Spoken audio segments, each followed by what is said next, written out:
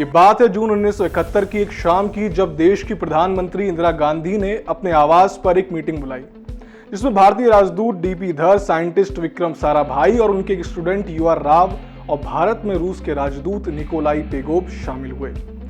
Meeting की शुरुआत होती है विक्रम साराभाई के देश के पहले उपग्रह को बनाने के पूरे प्लान को लेकर। प्रधानमंत्री इंदिरा गांधी के सामने इस प्लान को रखते हैं, लेकिन इस मिशन को पूरा करने के लिए जरूरत होती है एक लॉन्च व्हीकल की। इसके लिए साराभाई रूस के राजदूत पेगोव से इसकी मांग करते हैं, लेकिन पेगोव इसके लिए एक शर्त सामने रखते हैं, और वो थी कि भारत का पहला उपग्रह चीन से बड़ा होना चाहिए। भारत इस शर्त को मान लेता है और लगभग 4 साल बाद यानी 19 अप्रैल को भारत अपना पहला सैटेलाइट आर्यभट्ट लॉन्च कर देता है। पर क्या वजह थी इसके लॉन्च करने के पीछे और क्यों पेगोव ने रखी थी ऐसी शर्त? जानते हैं सभी सवालों के जवाब हमारी इस वीडियो में। नमस्कार, मेरा नाम है सिद्धांत त्रिपाठी और आप देख रहे हैं सुरमई टाइम्स का कार्यक्रम विशेष। 4 अक्टूबर 1997 को सोवियत संघ ने अपना पहला सैटेलाइट स्पुतनिक लॉन्च किया, जिसे देखकर अगले ही साल नासा ने भी स्पेस मिशन पर काम करना शुरू कर दिया। लेकिन भारत में अभी तक इस पर कुछ खास काम शुरू नहीं हुआ था। 1960-70 के दशक के दौरान जब रूस और अमेरिका ने अपना स्पेस मिशन शुरू किया तो भारतीय वैज्ञानिकों पर भी ऐसा करने का दबाव पड़ने लगा।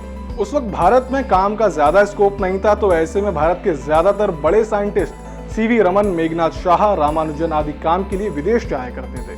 पर इसके बावजूद 21 नवंबर 1963 को केरल के त्रिवेंद्रम से देश का पहला रॉकेट लॉन्च किया गया, जिसकी रेंज 55 किलोमीटर की थी। और ऐसा इसलिए हो पाया क्योंकि इससे 1 साल पहले 1962 में ही स्पेस फतह करने के लिए देश में the Indian national committee for space research की शुरुआत की गई, जो आगे चलकर बनी इंडियन स्पेस रिसर्च ऑर्गेनाइजेशन यानी इसरो। असल में उस समय विक्रम साराभाई सोवियत रूस और अमेरिका की यात्रा पर गए थे। उनके दिमाग में भारत के लिए स्पेस मिशन को शुरू करने का ख्याल आया। चूंकि सोवियत रूस इस समय तक पर्दे के पीछे से स्पेस मिशन पर काम कर रहा था, इसलिए अमेरिका ने साराभाई को भरोसा दिया कि भारत को स्पेस लॉन्च करने में मदद करेगा। कुछ दिन बाद यूआर राव एक प्लान लेकर साराभाई के पास गए, लेकिन साराभाई ने इस स्पेस मिशन को अंजाम पहुंचाने तक की सारी जिम्मेदारी राव के कंधे पर डाल दी। और फिर राव ने देश के टॉप 25 इंजीनियर्स के साथ मिलकर इस मिशन पर काम करना शुरू कर दिया। इसमें सबसे पहले इन्होंने 100 किलो के उपग्रह का डिजाइन तैयार किया, जिसको लॉन्च करने के लिए अमेरिकी स्पेस एजेंसी नासा ने स्काउट रॉकेट देने की बात कही थी। पर मामला इतना सीधा नहीं है।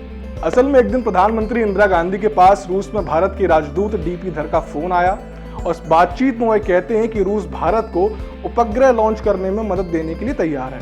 और जब इसकी जानकारी विक्रम साराभाई को हुई तो बेहद खुश हुए और पहले उपग्रह पर काम शुरू हो गया।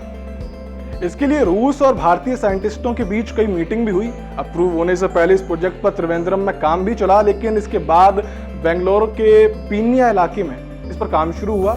इस बीच 24 अप्रैल 1970 को चीन ने 173 किलो का पहला सैटेलाइट लॉन्च कर दिया। और अब ऐसे में भारतीय वैज्ञानिकों ने रूस की शर्त के मुताबिक 350 किलो के उपग्रह का डिजाइन करना शुरू कर दिया, जो चीन के उपग्रह से लगभग 2 गुना था। पर दिसंबर 1971 में विक्रम साराभाई की हार्ट अटैक से मृत्यु हो गई। इसके बाद सबको ऐसा लगने लगा कि अब प्रोजेक्ट रुक जाएगा, लेकिन फिर MGK मेनन ने इसरो के अंतरिम चीफ के तौर पर कमान संभाली और उपग्रह बनाने का काम पहले की तरह फिर शुरू हो गया।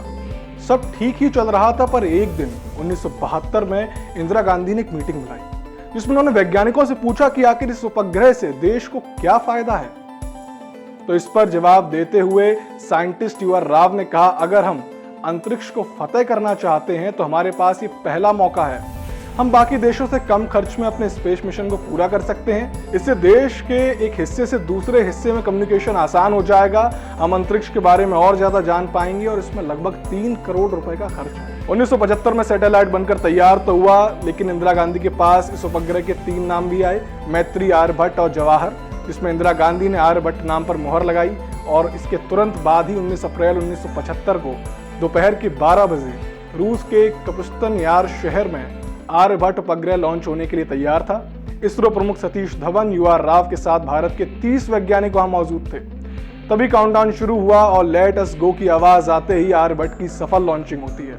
हालांकि 5वें दिन सैटेलाइट से संपर्क टूट गया, लेकिन बाद में संपर्क फिर से जुड़ गया और फिर अंतरिक्ष में करीब 17 साल रहने के बाद सैटेलाइट आर्यभट्ट 10 फरवरी 1992 को पृथ्वी के वातावरण में लौट आया। आपकी जानकारी के लिए बता दें कि 1975 में इस सैटेलाइट के लॉन्च होने के इस ऐतिहासिक क्षण को रिजर्व बैंक ऑफ इंडिया ने 1976 में 2 रुपए के नोट के पिछले हिस्से पर छापा, जो कि 21 साल तक चलता रहा। तो ये था भारत के पहले सैटेलाइट आर्यभट्ट की कहानी। अगर आपको ये वीडियो पसंद आई हो तो इसे लाइक करें, शेयर करें, साथ ही साथ चैनल को सब्सक्राइब करना ना भूलें।